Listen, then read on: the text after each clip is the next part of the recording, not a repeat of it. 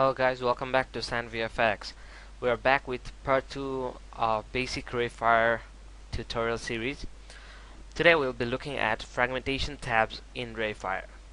So let me open up rayfire floater, and here we have fragmentations.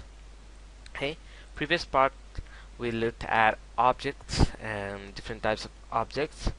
So in this part we'll be looking into fragments, fragmenting objects, and so on. And in next part we'll be looking at physics part. Okay, so the fragmentation. At first it comes with fragmentation types. We can find different types of fragmentations in rayfire. There are basically two different types. One is ProBoolean and another is Voronoi. Procolor is actually a similar type to ProBoolean, but they too uses different types of different fragmentation engines. So down here in advanced fragmentation options, you can see fragmentation engines. We have ProBoolean and Procolor. So Procolor uses Procolor engine, whereas ProBoolean uses ProBoolean fragmentation engine. That's the only difference between Procolor and ProBoolean. Actually, they have similar properties, and in case if ProBoolean does not work, we use Procolor. So another one is Voronoi. Voronoi are actually simple fragments, and ProBoolean are fragments which have noises and chows and so on. So let me quickly show you by demonstrations. First of all, let me create two boxes. Okay, and another one like this. Okay, let me rename this one to ProBoolean, and okay, let me just duplicate this one so that we'll have the similar object, and this one to Voronoi. Okay, then let me add this one to my dynamic impact object, and then go as, let me fragment my impact object by clicking the fragment impact object button. So at first I'm using Voronoi fragmentation. Okay, let me fragment this. Now you can see that we have got different pieces here. They are having kind of straight faces, there are no any kind of noise, if you can see there. Okay, they are normal fragmentation types. And now let me just clear this and add this one to my impact object, and let me choose ProBoolean and then fragment impact object. Now you can see that even our fragments have different types of shapes. So even inside you will see some kind of more fragments, segments which are adding noise to it. So it can be controlled by different types of settings right here. We'll get into that a little bit later. Okay, so this is the difference between ProBoolean and uniform. Here you can see that ProBoolean have also subtypes, and Voronoi also have subtypes. So Voronoi subtypes have different types of settings.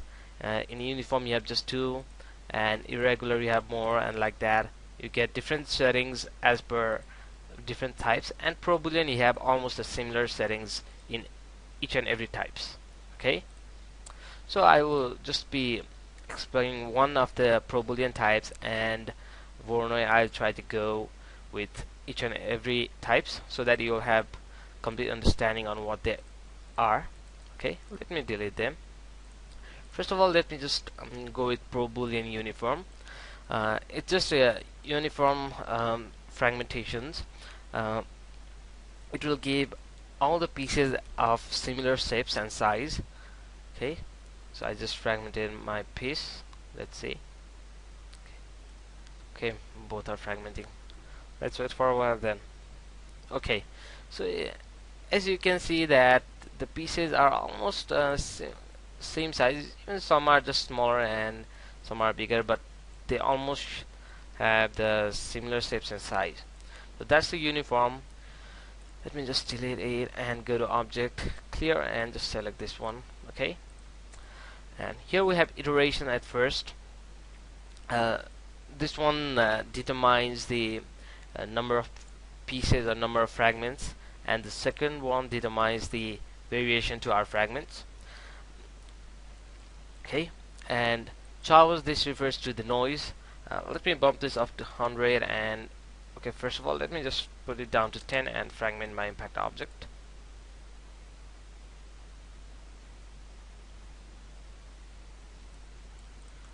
Okay, here we can see that we're having kind of less noise and our objects are kind of box shape. Okay, you can see we have previously we are getting all pieces of different shapes and size, but now we are getting almost all are kind of square or cube like that. Okay, and if I bump this up to about 100, let me just delete this and then fragment once again. Now you can see that our shapes have completely different shapes. You can see that they are completely like messed up pieces. Okay, they are not regular. So let me delete it. Then we have detailization that determines the inner segments. Let me just bump this up to about 60 and then fragment, so you will understand it quickly. Rather than me explaining each and everything theoretically, it's better to show you guys practically so you can easily understand it. Okay, just a few more time. Okay, now you can see that we have lots more segments and a lot more detail into our fragment pieces. Before we had very less or few detail, but now we are getting lots of details with this detailization increased up. Okay, noise strength, that will give us our these noises strength, less or more. I'm going to bump that to 1.2. okay, and then let me just delete it and fragment. So you can see that these pieces are getting a lot more noises as I increase the noise strength. Okay, you can see they are getting more fractal.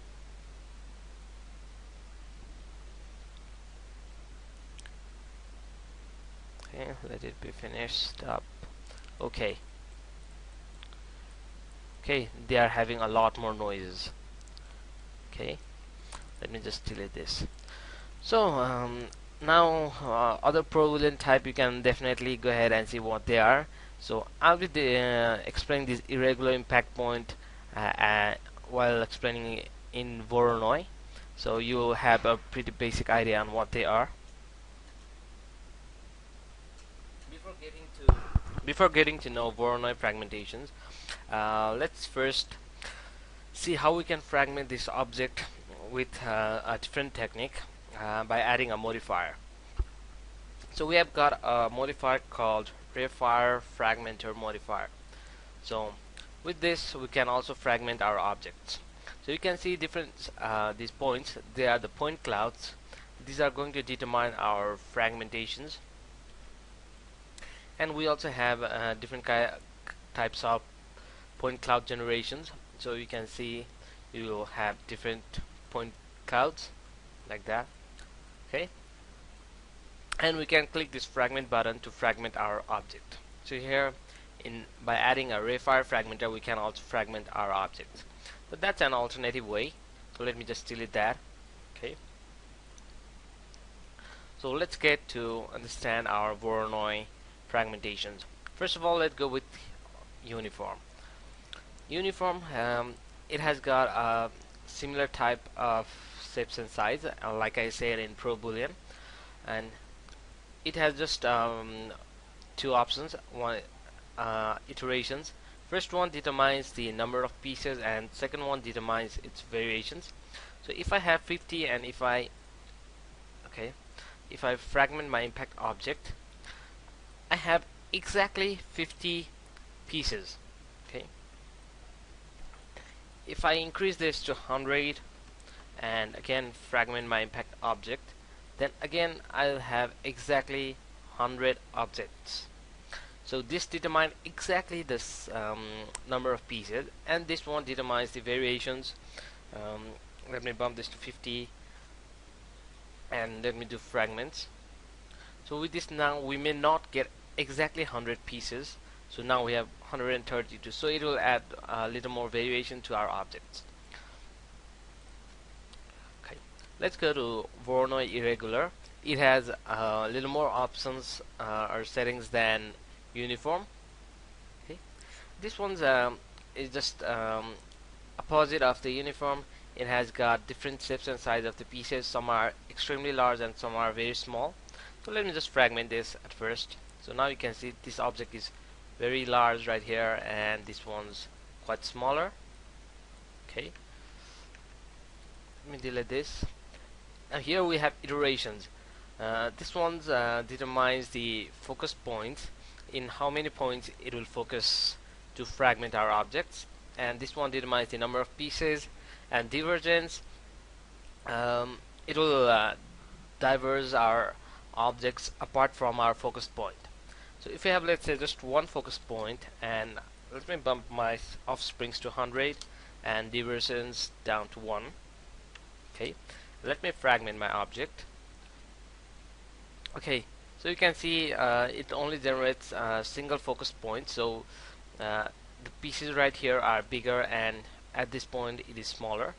Let me just delete these and let me bump this up to about 500, so we'll get a better idea on that. So now you can see that this point here is our focus point. So pieces are smaller at this point, and at this point they are really larger. Let me again delete it, and let me put my divergence down to 0, and let me again fragment my impact object. Okay, so you can see it is more contracted now here. So if I bump my divergence percent, let's about 10, then sorry, I just fragmented it in this way. So if you accidentally fragment like that, then you can just hold your escape key to stop your fragmentations. Okay, let me fragment now. Okay, now you can see that the pieces right here are diverged a little more than it was when I set this to 0. So let me just bump this up to 100, so you'll get better idea again. Fragment impact object. Okay, let me just hide this object. I don't need that one. So now you can see that you can't see a specific focus point if you have higher divergence. So we have two different types of divergence. One is based on percentage, and one is based on units. So we can only use one at a time. This one is based on the percentage of objects, and units is based on measurements.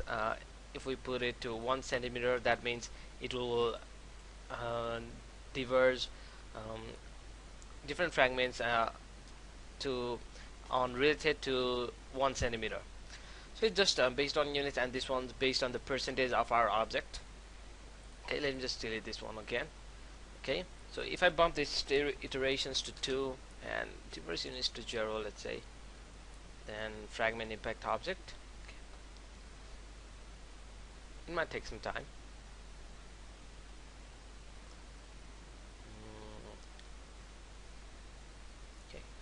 Okay, now you can see that we have 2-point clouds, focus point, let's say. One is right here and another is right here. If I bump that to 3, then we'll get 3 focus points.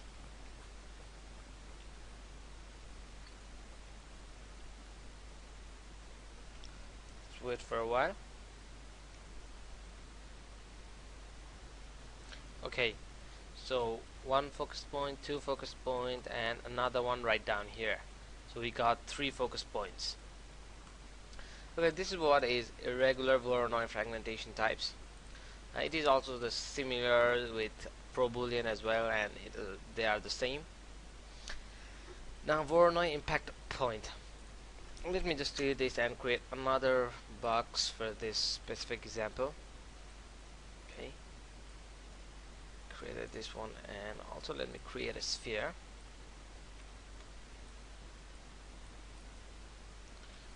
And I'm going to also animate my sphere so that it will hit my box. Okay, this is it. So we have got our sphere animated. Let me add my box to dynamic object and sphere to static object. Okay, and I want to choose this glass and this one to be heavy metal. So now I have under physics tab I have got this demolish geometry option. Let me turn it for now on for now.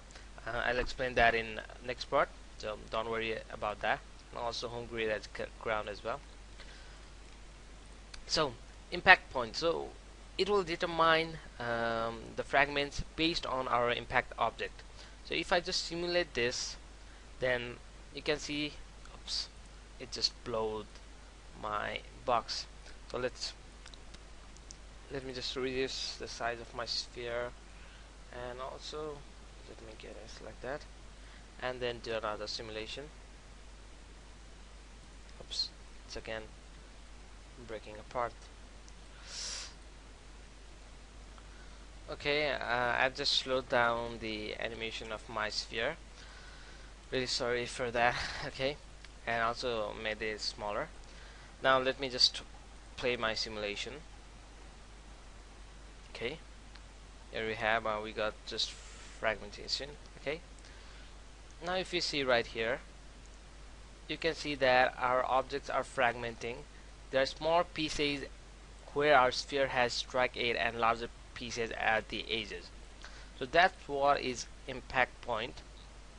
It fragments our object based on the impact point. That means where the other object hits it. Impact point. If we are not doing an interactive demolition, that if we are not turning on this demolish geometry options on, and if we are just let's say, let me just delete it first. If you are just fragmenting this object, then it will take our center of our object as an impact point. So you can see that center part has small pieces and edges have larger pieces. Okay. So this one refers to focus points. If we increase this to 2, then we'll have 2 different impact points, and this spinner add variation to it. Offsprings a number of fragments, divergence same as irregular one. Okay. Now selection particles and geometry. This one's kind of useful sometime, but I don't use it mostly, but still. Okay, I have this object, and let me just create a shape. Okay, so let me create a circle. Okay, I have this circle right here. So Voronoi selection, selected particles and geometry. So this fragmentation type will fragment our object based on a particle system or geometry selected. So I'm selecting my sphere at the moment. Okay, let me turn on J. So I'm selecting this, and let me just add. Okay, my box is already added to dynamic. Okay, and let me fragment this. Now you can see that my fragmentation is radial, based on my this circle line. Okay, so let me create different types of shape. Let me create a line.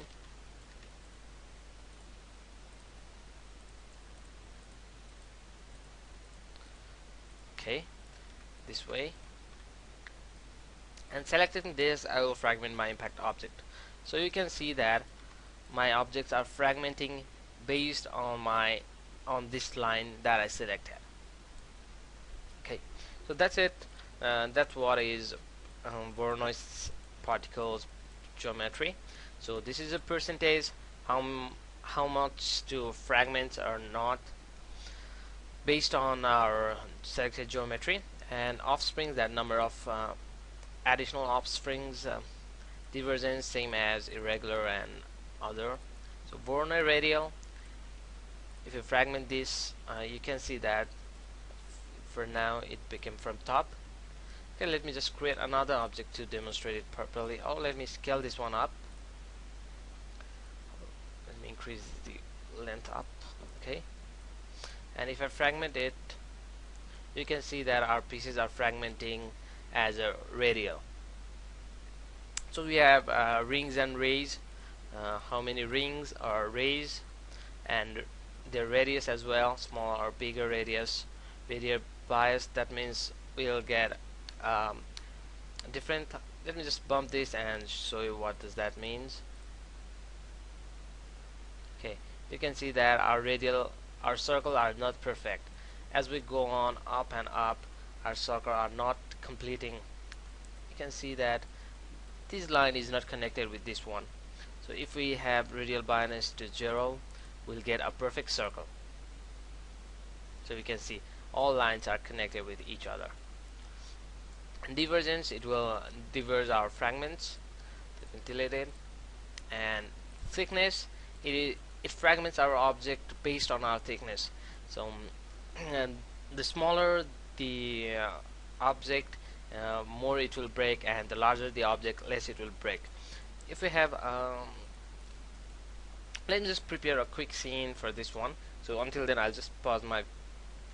Okay, I have this object. It has very small size at the middle and larger at the tops.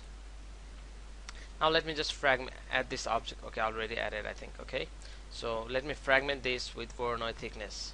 So you can see that this part have lots of fragments right here. You can see. Okay, but top parts, they have only a few, one or two fragments.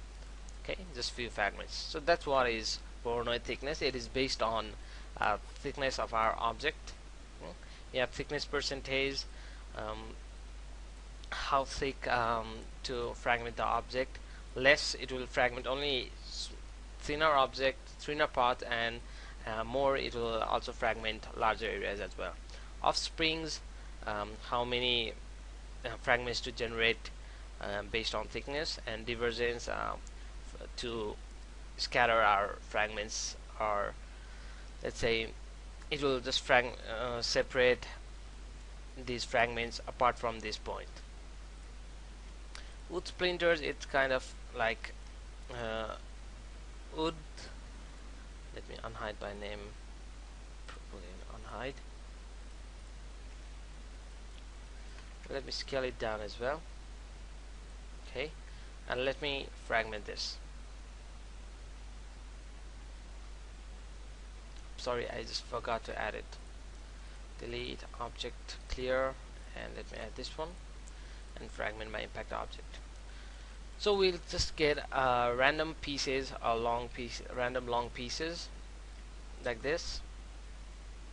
So it does not actually looks like wood, but if we create a little more options, play on with these options and create clusters, we can really get some pieces like wood. Okay, that's it. It also had got detailization. Okay, fragments, I think I fragmented it, will take some time. Okay, let me just hold down escape to cancel that. So now you can see we have got a lot more pieces right now.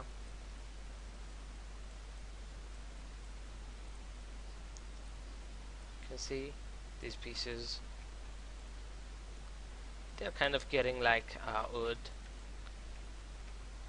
Let me just delete them and again delete it. Okay, that's it. And now finally we have a slice brick, and that'll just create a slice of bricks. It's just quite an easier one. You can easily play on with these, so I'm not explaining them in too much detail. Okay, so you have got just pieces based on these settings. You can play around and get your result on what you want. Okay, now let me just delete all these objects. Okay, so this was the fragmentation types.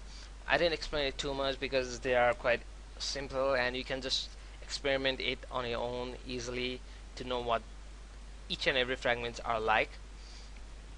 And the ProBoolean and Voronoi, these types are almost similar. These uniform, irregular, they are the similar one. So I don't need to explain both of them again and again. Okay. So the next feature that we have in Fragmentation tab is creating clusters.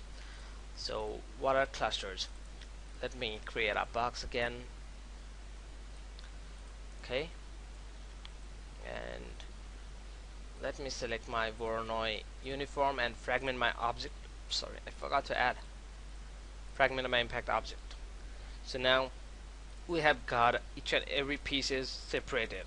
Okay, so delete. Oops, sorry, delete this one. Okay, now let me turn on the create cluster feature on and fragment my impact object. Now if you see that we have got group of fragments after we fragment. So this is called the cluster. The cluster is a group of fragments. So we can also ungroup this. Oh, sorry, we cannot. Okay, sorry for that. But it will create a group of fragments. So we'll have larger pieces of our fragments. So it is very useful in lots of techniques, like when you are demolishing a building or a hut or so. You can use these cluster features to get some cool result. It is very useful. Here we have max cluster size. This determines how much bigger we'll create the clusters. If I bump this up to, let's say, 80 and fragment by impact object, now you'll see that we have larger clusters. There's 2-3 clusters. Okay, and if we reduce that to down, we'll have more clusters. So it is the maximum cluster size. Let me just put it to 30 only. And fragments use how many percentage of fragments to create clusters. If we just put it down to 1 or 0%, or let's say 1, then we'll have very less clusters. So all these are individual, as if we are just we have just turned off create clusters. We don't have a clusters right here. So if we bump this to 50, then 50% of our fragments will be converted to clusters and rest of them will be individual. So you can see there, some are clusters and some are just individual objects. Like this one, it is just individual. This one is also individual. Okay, so the continuity defines the continuation of our fragments. So, sorry, creating clusters. Let me show you. I think we have got one fragments right here. Clusters. Let me search for some.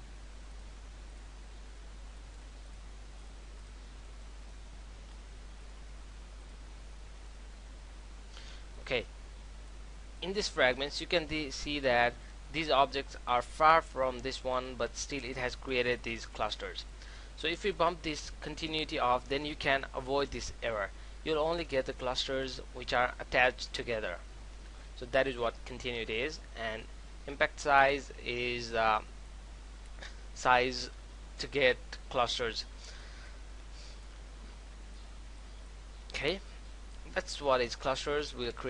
It creates the fragmentation group selection of group of fragments. Turn this off, and the next thing we have is secondary fragmentation. So with the secondary fragmentation, we can additionally fragment our once fragmented object. So this means if I bump this iterations up to 2 and then fragment my impact object. Okay, let's wait for a while.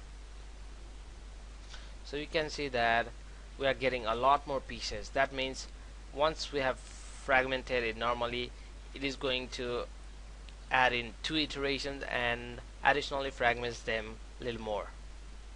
So that is secondary fragmentations. Here we have got tessellation. Sorry, perspective. Let me scale this up, and then let me increase the tessellation to 2, and let me fragment my impact object. So it is different. Okay, this will let me just bump this up a little more. Okay, just 3. Sorry, because I think I just clear this and add it again and fragment my impact object. Okay, because I scaled my object, it's not working properly. So let me just create another box.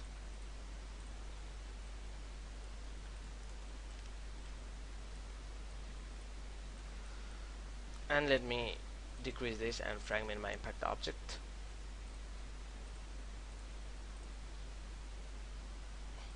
Now if we see inside, you'll get these segments like as we got in ProBoolean. So tessellation will create uh, this additional detail into our fragments. It will add additional detail into our fragments, and this iteration will determine how much additional fragments to create from an individual fragments. Okay, that's it. And I think this tutorial is running a little more longer, so I'll stop it right here, and in the next part I'll explain about draw fragments and fragmentation by shapes, and also about advanced fragmentation options. So what today we learned are the different types of fragmentations, Voronoi and ProBoolean, and different types of Voronoi fragmentations as well. And we also learned the great features called cluster feature, which will create group of fragments. And we also learned about secondary fragmentation, where we can add in additional detail into our fragments, and with iteration we can fragments are sorry I could not explain it nicely, really sorry for that. So with this iteration up, we can just additionally fragment our individual fragments to more pieces. Okay, if you guys have any problem or if you didn't understand any topic, then you can always ask me. I'm always ready to explain it to you, and I think this tutorial I cannot explain it nicely. I'm really sorry for that, and hope you guys have learned something. We'll see you up in next part. Till then, have a nice day.